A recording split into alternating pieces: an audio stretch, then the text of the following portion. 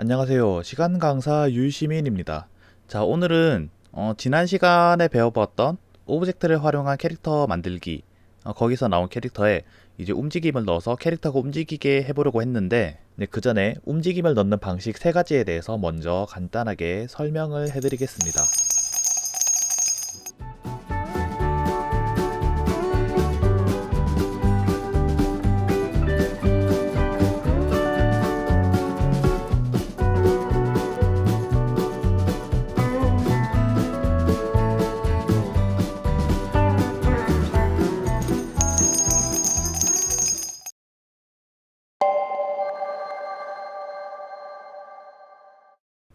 애니메이트는 이름에서도 알 수 있듯이 애니메이션 전문 프로그램입니다.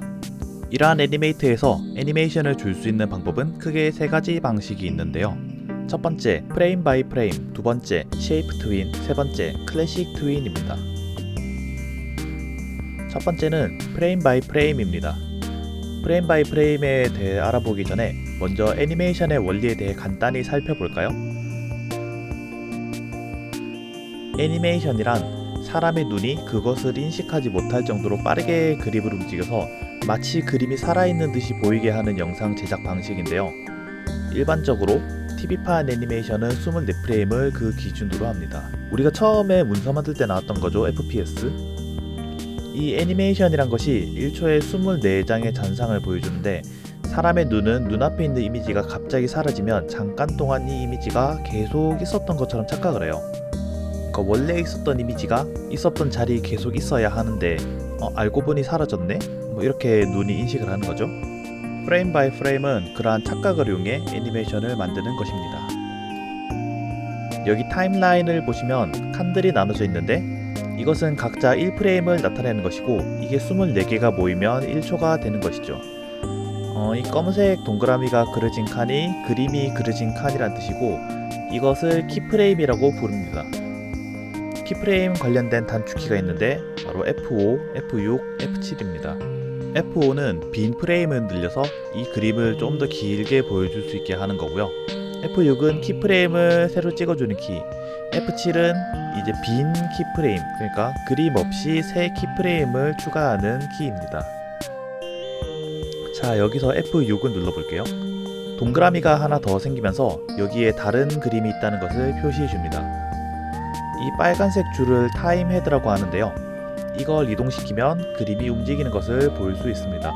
근데 지금 화면에는 아무것도 바뀌지 않죠? 왜냐면은 이 프레임과 이 프레임의 그림이 똑같아서 그렇습니다. 자, 그러면 여기 프레임에서 캐릭터의 머리를 약간 돌려볼게요.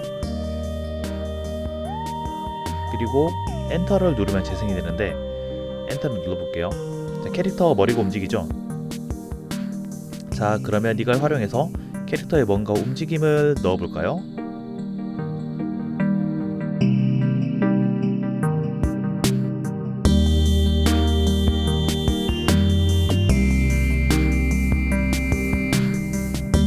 자, 이런 식으로 한 프레임 한 프레임을 직접 그려서 만드는 걸 프레임 바이 프레임이라고 해요.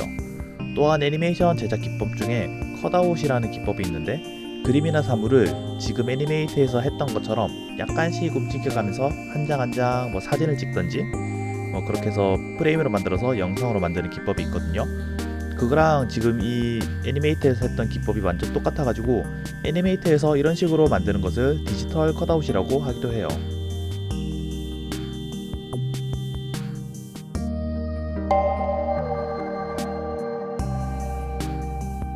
자, 그런데 이렇게 일일이 움직이니까 노가다가 너무 심하죠?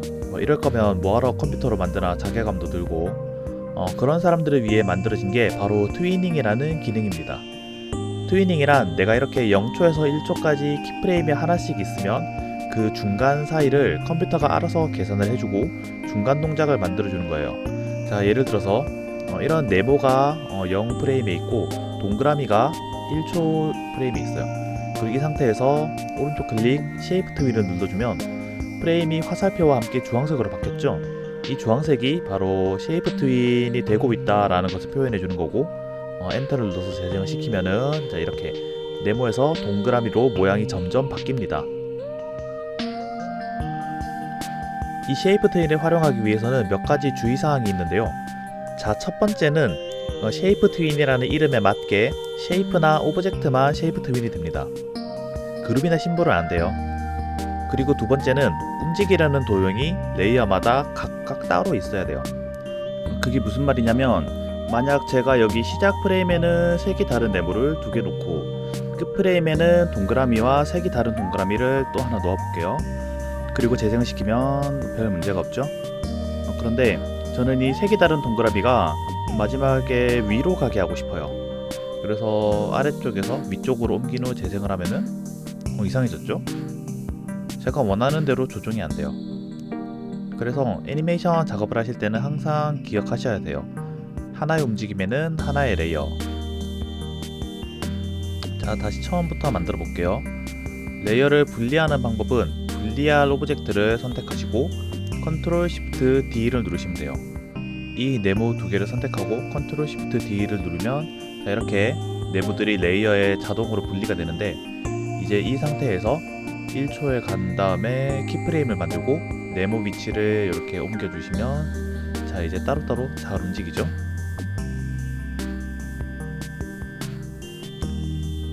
자, 쉐이프 트윈의 특징은 방금 네모에서 동그라미로 바뀌는 것처럼 그림 자체가 바뀔 수 있다는 게 최고의 장점입니다.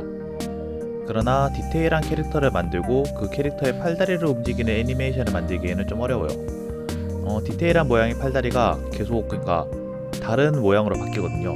이게 그 쉐이프 트윈의 원리 때문에 그런데 어쨌든 그래서 좀 복잡한 도형을 그릴 때는 쉐이프가 아닌 클래식 트윈이란 것을 씁니다.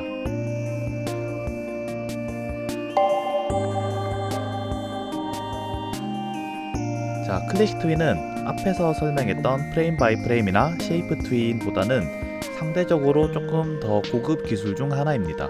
자, 조금 전 쉐이프 트윈처럼 움직이려는 파츠를 모두 레이어 분리시킨 다음 파츠를 모두 심볼로 만들어서 움직이는 방식입니다. 여기서 심볼이란 하나의 고정된 이미지인데요. 만약 여기 사과가 있는데 이 사과를 쉐이프 상태에서 움직이면 이상하게 움직일 때가 있어요. 이게 복잡한 도형이라서 그런데 이때 사과를 사과라는 심볼로 등록을 하면 이제 이 이미지의 변형은 더 이상 불가능하지만 변형이 불가능하기 때문에 움직임을 더 마음대로 줄 수 있습니다. 이동도 자유롭게 가능하고 회전도 자유롭게 가능하죠. 오른쪽 클릭 후 클래식 트윈을 주시면 보라색으로 표시되고 클래식 트윈이라는 것을 알 수 있습니다.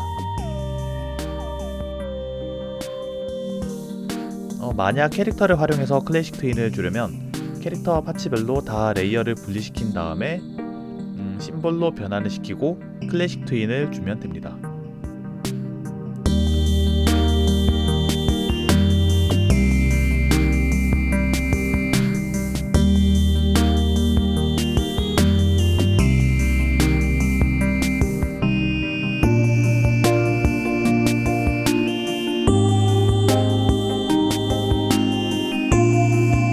지금까지 애니메이트에서 움직임을 줄 수 있는 세 가지 방법에 대해서 간단히 알아보았습니다. 다음 강의부터는 이제 각 방법마다 예시를 통해서 좀 더 구체적인 사용 방법을 알아보도록 하겠습니다. 지금까지 시간 강사 유시민이었습니다.